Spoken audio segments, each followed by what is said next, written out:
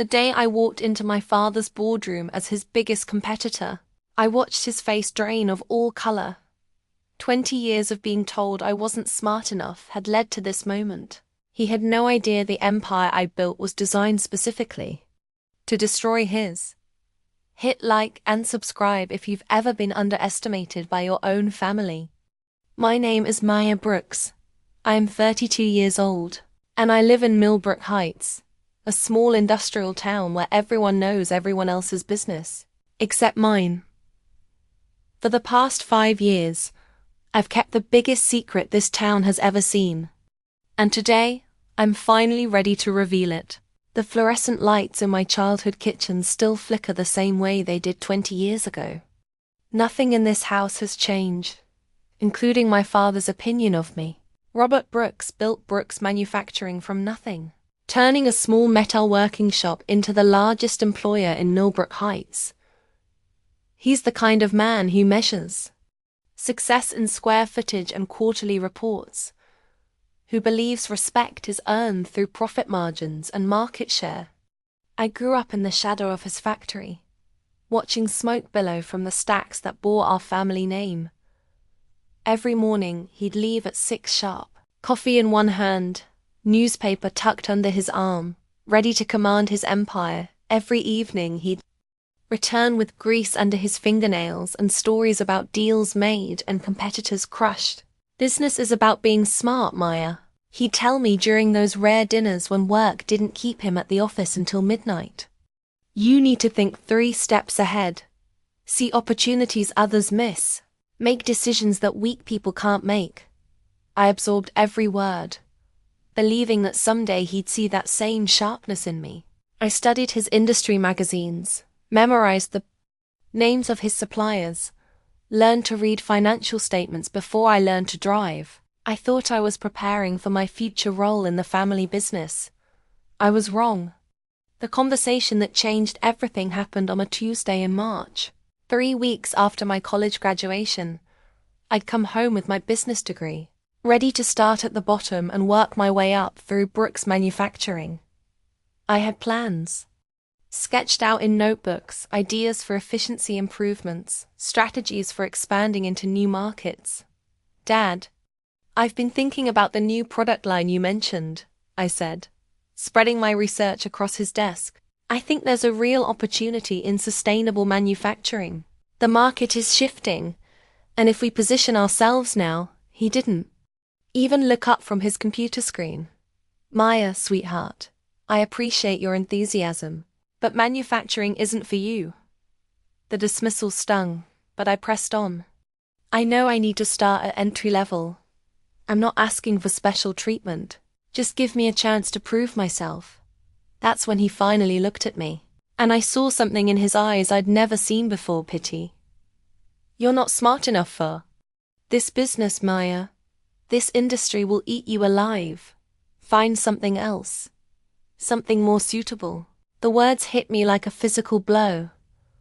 22 years of being his daughter, 4 years of studying business, a lifetime of dreaming about carrying on his legacy, and he reduced it all to 5 words. You're not smart enough. What do you mean? Not smart enough? I managed to ask, though my voice barely rose above a whisper. You're too soft, too idealistic. You think business is about making everyone happy, finding win-win solutions. Real business requires making hard choices, crushing competition, sometimes sacrificing relationships for profit. You don't have that killer instinct. I stood there in his office, surrounded by awards and photos of him with politicians and business leaders, feeling smaller than I ever had in my life. The man I'd idolized, whose approval I'd chased since childhood, had just told me I wasn't worthy of his world. But what about all my ideas? What about Maya? His tone was final. I've already decided. Tommy's coming to work for me next month. Tommy, my younger brother by 3 years, who'd spent college partying his way to a C average, who'd never shown the slightest interest in manufacturing, who couldn't balance his own checkbook, let alone understand a profit and loss statement. Tommy doesn't know anything about the business, I said, desperation creeping into my voice. He'll learn. More importantly, he has the right mindset. He's hungry, competitive. He understands what it takes to win. That night, I sat in my childhood bedroom, staring at the ceiling and replaying every moment of our conversation. The dismissal, the casual cruelty, the way he'd written off my dreams without a second thought. But underneath the hurt and humiliation, something else was growing. Something cold and determined. If my father thought I wasn't smart enough for business, I would prove him wrong. If he believed I lacked the killer instinct, I would show him exactly how wrong he could be. I spent the next 3 months living at home, pretending to look for work in more suitable fields while secretly researching everything I could about Brooks Manufacturing's operations. I learned about their suppliers, their biggest contracts, their manufacturing processes.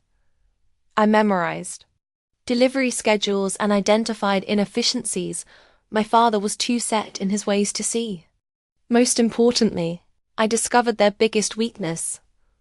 They were completely dependent on 3 major contracts. Lose any one of them and the company would face serious financial difficulties. Lose 2, and they might not survive. That knowledge became the foundation of my plan. In August, I moved to Phoenix, telling my family I'd found a job with a consulting firm. It wasn't entirely a lie. I had found work with a small business consultancy, but only to learn the ropes and make connections. Every dollar I earned went into my real project, building a company that could compete directly with Chen Manufacturing. The first year was brutal. I worked 16-hour days, living in a studio apartment that was barely larger than my childhood bedroom. I ate ramen noodles for dinner and learned to fix my own car because I couldn't afford a mechanic. Every sacrifice felt purposeful, though. Every hardship brought me closer to my goal. I registered my company under the name Pinnacle Industries, choosing something generic enough that it wouldn't immediately connect back to me. Using the contacts I'd made through consulting work, I slowly began building relationships with manufacturers who could handle small orders. I started tiny, producing specialty components for niche markets that Chen Manufacturing ignored. The beauty of my plan was its patience. I didn't try to compete head-to-head immediately. Instead, I focused on becoming excellent at things my father's company couldn't or wouldn't do. Custom work, rush orders, specialty alloys. I built a reputation for reliability and innovation. One small contract at a time. By year 2, Pinnacle Industries had 12 employees and was turning a modest profit. By year 3, we had 35 employees and had expanded into 2 adjacent markets. I reinvested every penny back into the business, constantly upgrading equipment and hiring the best people I could find. The breakthrough came in my 4th year. One of Brooks Manufacturing's major contracts was coming up for renewal, and I'd heard through industry contacts that the client was frustrated with delivery delays and quality issues. I spent 2 months preparing a proposal that addressed every one of their pain points. When Pinnacle Industries won that contract, it was the first domino in my father's empire. The second domino fell 6 months later, when another of his major clients decided they wanted a manufacturer who could provide both traditional services and the specialized components that had become Pinnacle's signature. We won that contract. 2, my father's company was hemorrhaging money, forced to lay off workers and cut costs wherever possible. Through industry publications and local news, I watched Chen Manufacturing struggle with the same detached interest he'd shown when dismissing my dreams. The third domino was the most satisfying. Brooks Manufacturing's oldest client, the contract that had built my father's reputation, was acquired by a larger corporation. The new owners wanted to streamline their supplier relationships, working with fewer vendors who could handle more diverse requirements. Pinnacle Industries was perfectly positioned for that opportunity. By my 5th year in Phoenix, I employed over 200 people and had established Pinnacle Industries as a major player in regional manufacturing. We were known for innovation, reliability, and the kind of customer service that built lasting relationships. Everything my father had claimed I was too soft to understand, I had turned into competitive advantages. The day I'd been working toward finally arrived when I received a call from Marcus Webb, the Economic Development Director for Millbrook Heights. "Miss Chen, I hope you don't mind me reaching out directly. We've been following Pinnacle Industries' growth, and frankly, we're impressed. We're looking to attract advanced manufacturing companies to our region, and we'd love to discuss incentives for relocating your operations here." I nearly laughed out loud. My hometown, desperate for economic growth after watching several smaller manufacturers close or relocate, was courting my company without knowing who owned it. "That's interesting, Mr. Webb. What makes Millbrook Heights attractive for a company like mine?" "Well, we have a skilled workforce, competitive utility rates, and excellent transportation infrastructure. Plus, we're very business-friendly. We'd roll out the red carpet for a company of Pinnacle's caliber." "And what about existing competition in the area?" "There's really only one major manufacturer here now, Brooks Manufacturing. They've been struggling lately, though. Between you and me, they're operating with outdated equipment and haven't adapted well to changing market demands. There's definitely room for a forward-thinking company like yours." The irony was perfect. My hometown was offering me everything I needed to complete my revenge, including official acknowledgement that my father's business was failing. "I'd be very interested in exploring this opportunity, Mr. Webb. When could we arrange a visit?" 3 weeks later, I walked into the Millbrook Heights Municipal Building wearing a navy business suit and carrying a briefcase full of expansion plans. Marcus Webb greeted me with the kind of enthusiasm reserved for major donors and job creators. "Ms. Chun, welcome to Millbrook Heights. I can't tell you how excited we are about this opportunity." The tour of potential sites was surreal. I drove past my childhood home, past the high school where I'd dreamed of someday running my father's company, past the factory that still bore our family name but was clearly struggling. Half the parking lot was empty, and I could see rust on some of the equipment visible through the windows. "Now, I should mention," Marcus said, as we stood looking at a large empty building that would be perfect for Pinnacle's operations, "we do have one established manufacturer in town, Brooks Manufacturing. They're run by Robert Brooks. Been here for decades. Good man. But his company's having some difficulties lately. Lost a few major contracts. I wouldn't expect any significant competition from that direction." I nodded thoughtfully, as if considering this information for the first time. "I appreciate the transparency, Mr. Webb. Competition can be healthy, but it sounds like there's definitely room for growth in this market." The economic incentive package they offered was generous. Tax breaks, infrastructure improvements, even assistance with recruiting and training local workers. My hometown was literally paying me to return and destroy my father's business. I accepted their offer 2 days later. The news that a major manufacturer was coming to Millbrook Heights spread quickly through the town's networks. Within a week, it was front-page news in the local paper, though they only knew Pinnacle Industries was relocating, not who owned it. I spent the next 3 months coordinating the move from Phoenix while watching my father's situation deteriorate. Brooks Manufacturing had been forced to lay off another 30 workers. They were behind on several delivery commitments. Rumors were circulating about potential bankruptcy. The beautiful thing about small towns is how quickly information travels. Through casual conversations with my mother during weekly phone calls, I learned that my father was under enormous stress.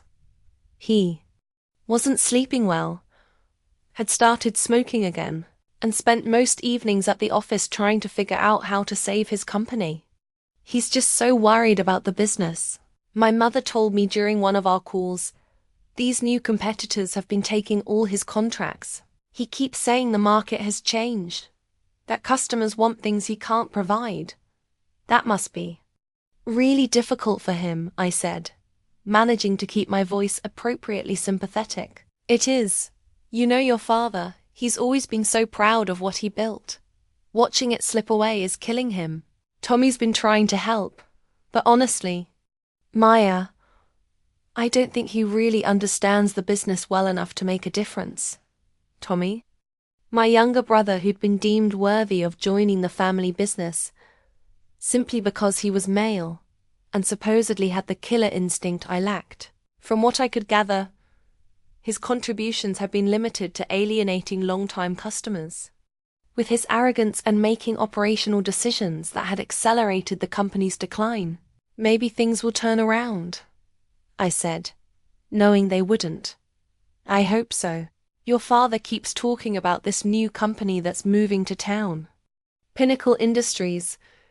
He's hoping they might want to partner on some projects, maybe subcontract some work to Brooks Manufacturing. The irony was exquisite. My father, desperate to save his failing business, was hoping to partner with the very company I'd built to replace him. Pinnacle Industries' grand opening was scheduled for a Tuesday morning in October. I deliberately planned it as a major event, inviting local officials, potential clients, and industry contacts. The local newspaper was covering it. The Chamber of Commerce was hosting a ribbon-cutting ceremony, and Marcus Webb had arranged for the mayor to provide an official welcome. I also made sure that Brooks Manufacturing received a formal invitation. The night before the opening, I stood in my new office overlooking the factory floor where my employees were, putting finishing touches on our equipment setup. In 12 hours, I would finally reveal myself to my father. After 5 years of building toward this moment, I was about to complete my revenge. But as I stood there in the quiet factory, I felt something unexpected, not triumph or satisfaction, but a deep sadness for the relationship that could have been. If my father had been willing to see my potential, if he'd been able to look beyond his prejudices about what I was capable of, we could have been partners instead of adversaries. That sadness didn't change my resolve, though. He'd made his choice when he dismissed me as not smart enough. Now, he would live with the consequences. The grand opening exceeded my expectations. Nearly 200 people attended, including several potential clients I'd been courting. The mayor gave a speech about economic development and job creation. Marcus Webb praised Pinnacle Industries as exactly the kind of forward-thinking company Millbrook Heights needed. I watched from the crowd as my father and Tommy arrived, both wearing their best suits, and the kind of forced smiles that people wear to networking events, where they're hoping to make connections that might save their struggling business. They mingled with the crowd, shaking hands and making small talk, completely unaware that the owner of their new competitor was standing 20 feet away, watching their every move. The moment I'd been building toward arrived when Marcus Webb took the microphone to introduce me. Ladies and gentlemen, it's my great pleasure to introduce the founder and CEO of Pinnacle Industries, the visionary leader who's bringing hundreds of jobs and millions of dollars in investment to our community. Please welcome Maya Brooks. I watched my father's face as Marcus spoke my name. First came confusion, as if he couldn't quite process what he'd heard. Then recognition. His eyes finding me in the crowd, finally, shock. His face draining of color as he realized exactly what was happening. The applause was warm and enthusiastic as I walked to the microphone, but I only had eyes for my father. He stood frozen, his mouth slightly open, Tommy beside him looking equally stunned. Thank you all for being here today, I began, my voice carrying clearly through the sound system. 5 years ago, I left Millbrook Heights with a dream of building something significant. Today, that dream has come home. I gave a brief speech about Pinnacle Industries, our commitment to innovation, our plans for growth and community involvement. Standard corporate messaging, but delivered with the confidence of someone who had built something remarkable from nothing. Throughout the speech, I could see my father in my peripheral vision, still standing in the same spot, still staring at me with that shocked expression. After the formal ceremony, people began touring the facility, examining our equipment and talking with our employees. I worked the crowd, shaking hands and answering questions, but I was waiting for the inevitable confrontation. It came as the crowd was beginning to thin out. My father approached me near the main office, Tommy trailing behind him like an uncertain shadow. "Maya," his voice was quiet, almost defeated. "Hello, Dad. Thanks for coming to the opening." We stood there looking at each other, 25 years of shared history hanging between us like a bridge that had been burned and never rebuilt. "This is your company," he said. "Not a question." "Yes. You're the one who's been taking our contracts. I'm the one who's been earning them." He flinched at the distinction, recognizing the accuracy of my words. "Why didn't you tell us?" The question was so absurd I almost laughed. "When exactly should I have mentioned it, Dad? During one of our monthly phone calls where you ask about my made-up consulting job? Or maybe 5 years ago when you told me I wasn't smart enough for business?" "Maya, that's not what I meant. That's exactly what you meant," my voice was. Calm, professional, but every word was carefully chosen for maximum impact. "You looked at everything I'd accomplished, everything I prepared for, and you decided I didn't have what it takes. You gave my place in the family business to Tommy, who's managed to help you lose in 5 years what it took you decades to build." Tommy started to protest, but my father held up a hand to stop him. "I made a mistake," my father said quietly. "Yes, you did. You made a lot of them. But the biggest mistake was underestimating what happens when you tell someone they're not smart enough. Sometimes they decide to prove you wrong." People were still, touring the facility around us, but our small group had created a bubble of tense privacy in the middle of the celebration. "What happens now?" my father asked. "Now you compete with me, just like any other manufacturer in this market. If Chun Manufacturing can provide better service, better quality, better value than Pinnacle Industries, then you'll win contracts. If you can't, you won't." "Maya, please." Tommy spoke for the first time, his voice carrying a desperation I'd never heard before. "We're family. We can work something out. Maybe we could collaborate, share some projects. Family." I repeated the word like I was tasting something bitter. "Yes, we are family. That's exactly why this is so perfect." My father's shoulders sagged slightly, and for the first time in my life, he looked old, not just older, but genuinely old, worn down by stress and the weight of his failures. "I know you have every right to hate me," he said. "I failed you as a father, and I failed to see what you were capable of. But destroying Chen Manufacturing won't just hurt me. It'll hurt the people who work there, the families who depend on those jobs." It was a good argument. The kind of emotional appeal that might have worked on the idealistic girl he'd dismissed 5 years earlier. But I'd learned to think like a businesswoman, to make the hard decisions he'd claimed I was too soft to make. "Then you'd better figure out how to make your company competitive again," I said, "because I didn't build Pinnacle Industries to destroy Brooks Manufacturing. I built it to be successful. If that means your company fails, that's a choice you made when you decided I wasn't worth investing in." The truth of those words hung in the air between us. This wasn't really about revenge anymore, if it ever had been. This was about proving that his judgment had been catastrophically wrong, that the daughter he'd dismissed as not smart enough was actually smarter than he'd ever imagined. "Maya," he said, and his voice cracked slightly. "I'm sorry. I know that doesn't fix anything, but I am truly sorry." The apology I'd imagined hearing for 5 years finally came, and it felt hollow, not because it wasn't sincere, but because it was far too late to matter. "I know you are, Dad, but sorry doesn't give me back 5 years of believing I wasn't good enough." It doesn't give me back the relationship we could have had if you'd been willing to see who I really was instead of who you assumed I had to be. The last of the touring groups was finishing up, and I needed to get back to hosting duties.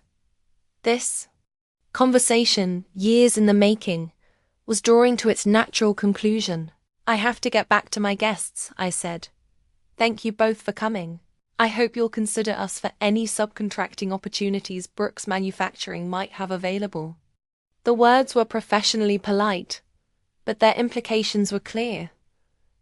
I was offering them the chance to work for me, to become a smaller company feeding work to the business I'd built to replace them. It was the final insult, delivered with corporate courtesy. My father understood immediately. His face tightened, but he nodded. Congratulations on your success, Maya. You've built something impressive here. Thank you. I learned from the best. They left quietly, slipping out while I was saying goodbye to other guests. I watched through the office windows as they walked to their car, my father moving slowly, Tommy gesturing animatedly as if trying to convince him of something. That evening, after the last guest had left and my employees had gone home, I stood alone in my factory office, looking out at the machinery that would begin full production the next morning. Revenge treats, my mother used to call the small satisfactions of getting back at people who'd wronged us. Life serves up revenge treats to those who wait, she'd say when someone who'd been cruel to us later faced their own difficulties. But standing there in my success, I realized revenge treats were more complex than I'd expected. Yes, I'd proven my father wrong. Yes, I'd built exactly the kind of company he'd claimed I was too soft and idealistic to create. Yes, I'd positioned myself to dominate the market he'd spent his life building. But I'd also lost something in the process. The father-daughter relationship I'd dreamed of was gone forever, replaced by a dynamic where I held all the power, and he had nothing left but regrets and apologies. The girl who'd sat in his office 5 years ago, desperate for his approval and inclusion, was gone. In her place was a woman who'd learned that sometimes the best revenge is not needing revenge at all. I'd built Pinnacle Industries to prove I was smart enough for business. In the process, I'd discovered that I was smart enough for anything. 6 months after our grand opening, Brooks Manufacturing filed for bankruptcy. The news came through industry publications first, then made the local paper. My mother called me that evening, crying, "Your father's lost everything, Maya. The factory, the equipment, even the building. He's talking about trying to find work with another company. But who's going to hire a 62-year-old man whose own business failed?" I listened to her tears and felt that familiar complexity of emotions. Satisfaction that my plan had worked perfectly. Sadness for the man who'd raised me, even if he'd failed to see my worth. And something else, something that felt almost like responsibility. "Mom, is Dad there? Can I talk to him?" The pause stretched long enough that I wondered if she'd heard me. "He's here. But Maya, he's not doing well. This has broken something in him. Please put him on the phone." Another pause, then his voice, smaller than I'd ever heard it. "Hello, Maya. Dad, I heard about the bankruptcy. I'm sorry it came to that. Are you?" The question wasn't accusatory, just tired. "Yes, I am. I never wanted to destroy you personally.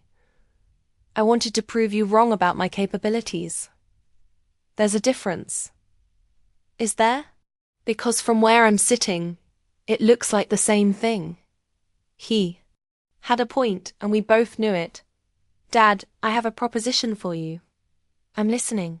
"Pinnacle Industries is expanding faster than I anticipated. I need someone with deep industry experience to head up our operations division. Someone who understands manufacturing from the ground up, who knows this market and these customers." The silence stretched so long I thought he might have hung up. "You're offering me a job." "I'm offering you a position. Good salary, full benefits. Profit sharing. You'd report directly to me. but you'd have significant autonomy in managing day-to-day operations. Why? It was a fair question, and I've been asking myself the same thing since the idea first occurred to me.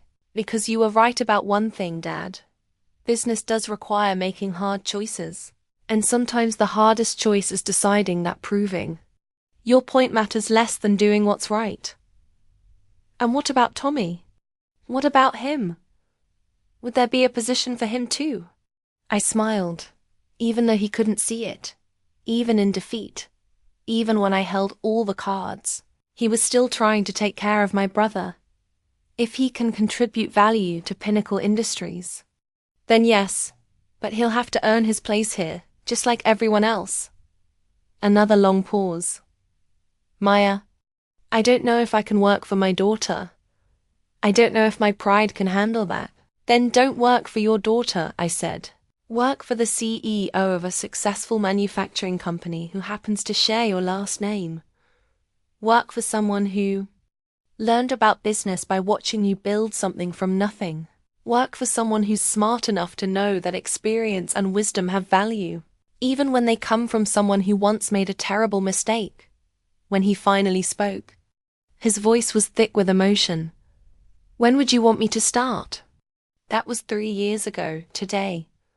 Robert Brooks serves as Pinnacle Industries Director of Operations, and he's one of my most trusted advisors. Tommy works in our sales division, where he's slowly learning that success comes from understanding customers rather than trying to intimidate them. We don't talk about the past much. There's no point in relitigating old wounds when we have a business to run and a future to build. But sometimes, when we're reviewing quarterly reports or discussing expansion plans, I catch him looking at me with something that might be pride. The other day, he knocked on my office door with a proposal for a new product line. Maya, I've been thinking about sustainable manufacturing options. I know it's a growing market, and I believe we're positioned to be leaders in that space. I looked up from my computer, remembering another conversation in another office, when a young woman with similar ideas had been dismissed as not smart enough. That's interesting, Dad. Tell me more about your thinking. And he did. For 30 minutes, he laid out market research, competitive analysis, and implementation strategies. His ideas were good. His research was thorough, and his passion for the project was evident.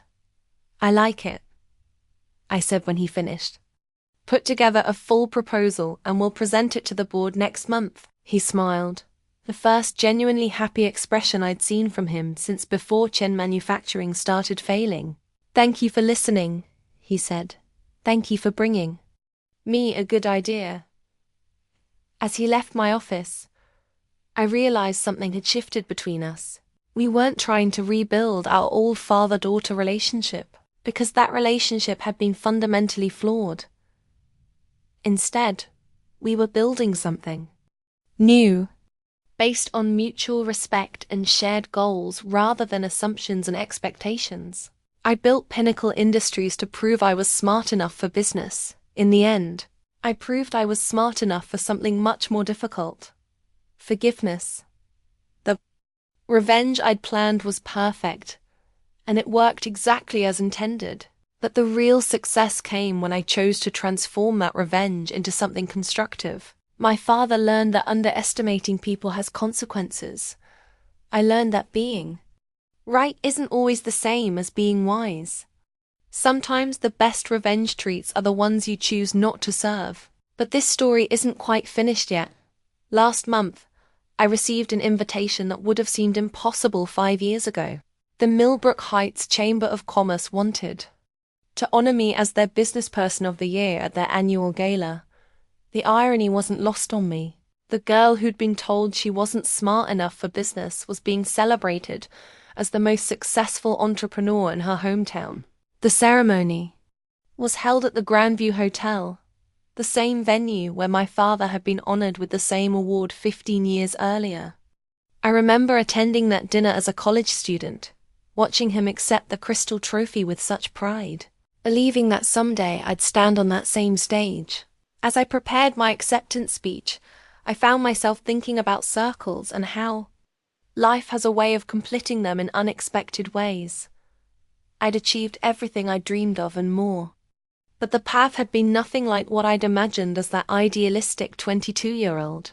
The ballroom was packed with 300 guests, including many of Pinnacle Industries' employees and their families. My mother sat at the head table. Beaming with pride, my father was there too, looking distinguished in his best suit. No longer the broken man who'd lost everything, but a respected member of our leadership team.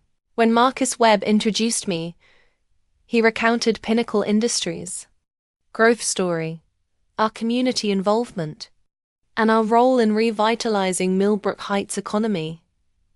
What he didn't know, what no one in that room except my family knew, was the real story behind my success.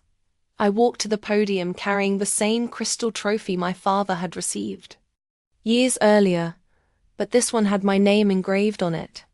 As I looked out at the audience, I saw faces representing every phase of my journey. Former high school classmates who doubted my ambitions, local business owners who'd watched Chen Manufacturing's decline and Pinnacle's rise with interest, employees who trusted their careers to my vision. "Thank you for this incredible honor," I began. "When I left Millbrook Heights 8 years ago, I wasn't sure I'd ever return.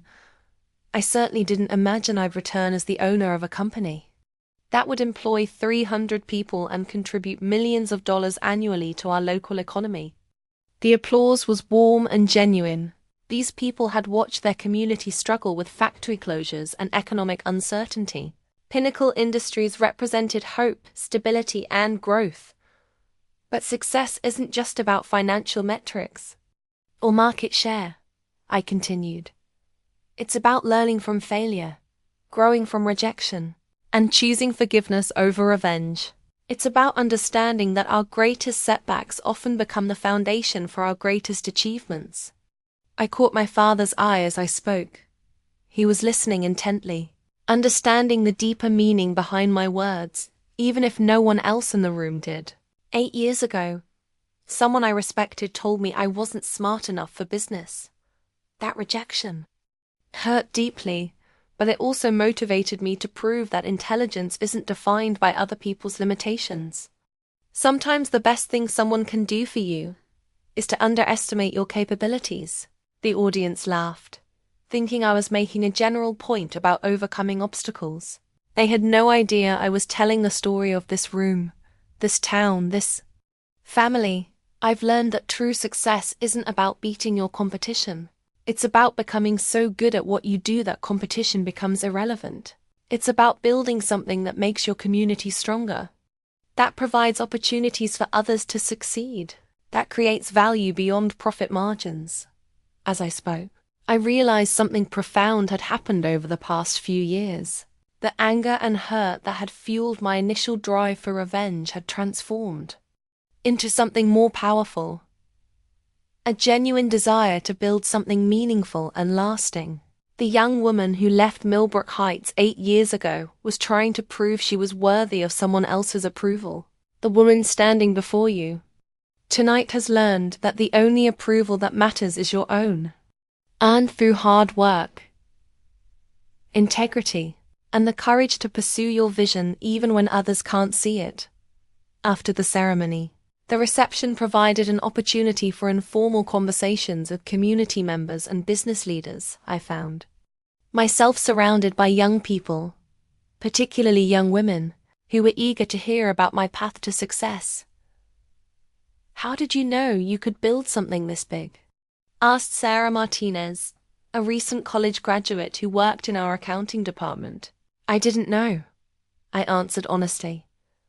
"I just knew I had to try. The alternative was accepting someone else's judgment about my capabilities, and I wasn't willing to do that." "What would you tell someone who's being told they're not good enough for their dreams?" asked another young woman, her question carrying personal weight. "I'd tell them that other people's limitations don't have to become your reality.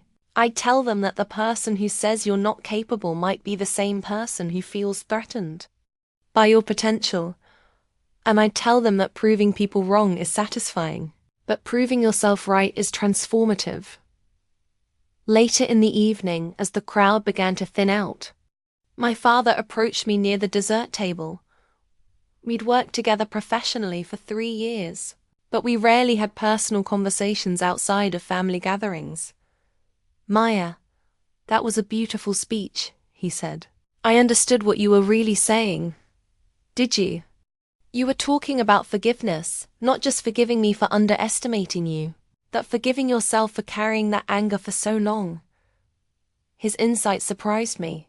Over the past few years, I'd watched him evolve from a man broken by failure into someone genuinely committed to learning and growth. He'd become one of our most effective leaders, precisely because his experience with loss had taught him humility and resilience. "You know," he continued, "I've never properly thanked you for giving me a second chance. Not just the job, but the opportunity to be part of something you built. Working for Pinnacle Industries has taught me things about business that I never learned in 30 years of running my own company. Such as that sustainable success comes from empowering people, not controlling them. That the best ideas often come from the people closest to the actual work. That admitting when you're wrong isn't weakness, it's leadership." We stood there in comfortable silence, watching the remaining guests say their goodbyes and head home to their families. "Maya, can I ask you something?" "Of course." "Do you ever wonder what would have happened if I'd made different choices 8 years ago? If I'd seen your potential instead of dismissing it?" It was a question I'd asked myself countless times, especially in the early days when building Pinnacle Industries felt impossible. "I think about it sometimes," I said, "but I've realized that dwelling on alternate histories is pointless. The choices we made, both of us, led us to where we are now. And where we are now isn't a bad place to be." "No, it's not," he agreed. "I'm proud of you, Maya. Not just as your father, but as someone who understands how difficult it is to build something meaningful from nothing." "Thank you, Dad. That means more than you might realize." The following Monday, I was in my office reviewing quarterly projections when my assistant knocked on the door. "Ms. Chen, there's a young man here to see you. He says he's a recent business school graduate, and he's heard about Pinnacle Industries' mentorship program." I'd started the mentorship program 2 years earlier, partnering with regional colleges to provide guidance and internship opportunities for students interested in manufacturing and entrepreneurship. It had become one of our most successful community initiatives. "Send him in." The young man who entered my office was nervous but determined, carrying a portfolio and wearing a suit that looked new and slightly too big. He reminded me of myself at that age, eager to prove himself but uncertain about how to begin. "Ms. Chen, thank you for seeing me. My name is David Kim, and I'm a recent graduate of the State University's business program. I've been following Pinnacle Industries' growth, and I'm hoping you might consider me for your management training program." "Tell me about your background, David." For the next 20 minutes, he outlined his education, his internship experiences, and his career goals. His enthusiasm was genuine, his preparation was thorough, and his questions demonstrated real understanding of our industry. "Why manufacturing?" I asked. "Most business graduates are drawn to finance or consulting because manufacturing creates tangible value," he said. "It provides jobs, it builds communities, it turns ideas into products that improve people's lives. I know it's not the most glamorous field, but I think it's one of the most important." His answer reminded me of conversations I'd had with my father years earlier, back when I believed manufacturing was my destiny. But David's passion seemed more mature, more grounded in understanding than in idealism. "David, our management training program is highly competitive. We typically receive over 100 applications for 5 positions. I understand, but I'm hoping you'll give me a chance to prove what I can contribute." Something in his tone, the quiet confidence mixed with genuine humility, resonated with me. I'd been that young person once, asking for an opportunity to prove myself, only to be told I wasn't suited for the challenge. I'll review your application materials and get back to you within 2 weeks, I said. But I will say this, potential matters more than pedigree here. If you're willing to work hard, learn constantly, and contribute to our team's success, we're interested in people like you. His face lit up with the kind of hope I remembered. Feeling before my father's rejection, after David left, I sat in my office thinking about cycles and second chances. I'd built Pinnacle Industries to prove I was capable of success. But somewhere along the way, it had become something larger. A platform for creating opportunities for others. That evening, I called my father into my office. Dad, I want to expand our mentorship program. I'm thinking about creating formal partnerships with more universities. Maybe even establishing a scholarship fund for students interested in manufacturing careers. That's an excellent idea, he said. What sparked this? I met with a young graduate today who reminded me of myself at that age. Eager, capable, but needing someone to believe in their potential. My father was quiet for a moment, understanding the deeper implications of what I was saying. Maya, I know I can't change the past. But if Pinnacle Industries becomes a place where young people get the opportunities I failed to give you, then maybe something good came from my mistakes. Dad, we've both learned from the past. Now let's focus on creating a better future. 6 months later, the David Kim I'd interviewed became one of our most promising management trainees. The scholarship fund we established has supported 37 students in their pursuit of manufacturing careers. Our expanded mentorship program has partnered with 8 regional colleges. Last week, I received a letter from a young woman named Jennifer Walsh, one of our scholarship recipients.